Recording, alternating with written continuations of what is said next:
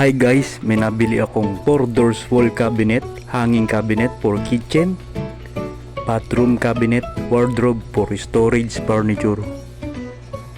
Kahit saan nyo ikabit pwede. Ako, in-install ko sa kitchen.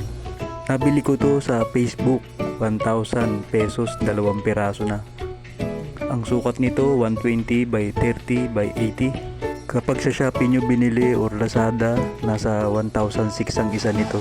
Matapos ko masukatan ng ilalim, magbabarena na ako dito at ikakabit ko na ang L-shape elbow bracket or shelf bracket. At pagkatapos nyan masukatan, sa taas naman, dun magbabarena uli para dun sa bracket niya sa taas.